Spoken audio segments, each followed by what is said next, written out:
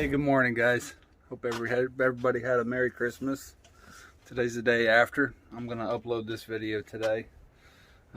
We are back home with the truck. Got here. What's today? Today's Saturday. We got here last Friday.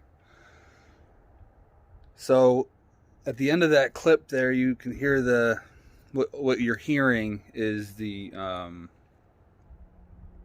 pressure relief valve blowing off on the air compressor. And the reason it was doing that, in my guess, is that one of the lines coming off of the air compressor going to the main tank there was had some type of a freeze in it.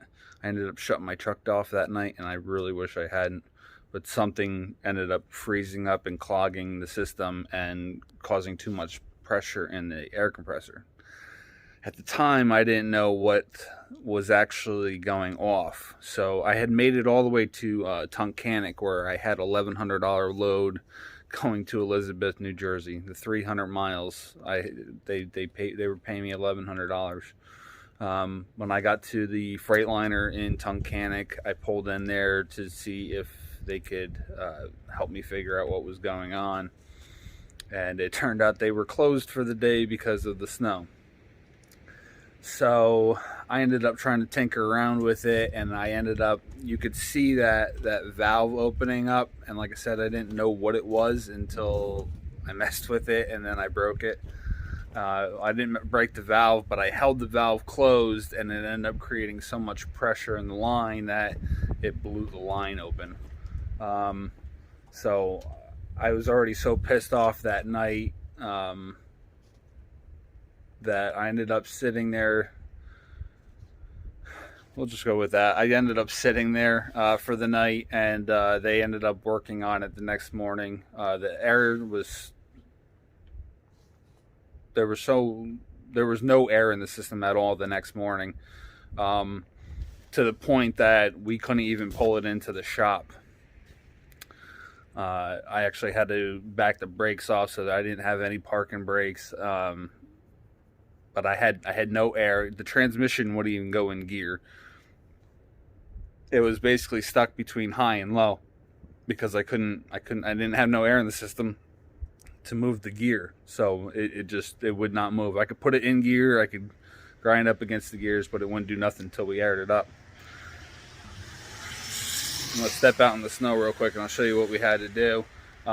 They started trying to hook up to the air tank. They tried hooking up to the air lines, trying to push air into the system instead of working on it outside. They wanted to get it in the building, which I couldn't blame them one bit. We ended up changing one of the fittings on the air tank itself. And then later on we found out, and I have been looking at this thing for the past few years that I've had the truck, and I really wasn't sure what it was. So here it is. This right here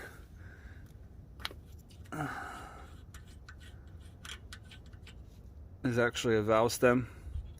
When I looked at this piece here, I was like, man, it looks like some type of a greaser. A grease fitting. So I always thought it was something to grease, and I always forgot to check what it went to. Down here, somewhere down in here, maybe behind that styrofoam somewhere. This is where he changed one fitting. But this airline right here, when you actually put an air chuck on there, that airs up the complete system. So we ended up getting the whole system up to 100%, 120 pounds, and was able to drive right in the building, had brakes, had everything to go.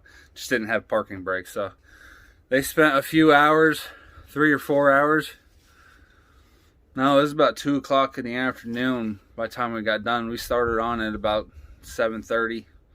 So they only charged me, I think they only charged me like 5 hours for labor, and my total bill came out to like $700. And that part that they put on, which is the hose right behind the air compressor, which is the one that I blew. It goes the hose, and then there's a little fitting where that connects his two hoses together, and then it goes another hose all the way back to that tank there. That first hose right where the fitting is where it blew. So that hose, and then the tube that comes off of the air compressor, they also replaced that. But they ended up putting some type of a rubber hose. He said it's probably only going to last a year and a half, but I didn't really care. I just wanted to get home. So this summer, as soon as the summer comes up, we're going to replace that entire hose there. And hopefully that'll be good. But it was $700. I could have grabbed another load. That was the first convoy load that I had to give back, which kind of sucked. I was trying to keep a really good record, but it is what it is. Can't really do anything when the truck doesn't move. So for the future, it's nice to know that I have that air piece there, so that I can air up the system. If anything ever goes wrong, I can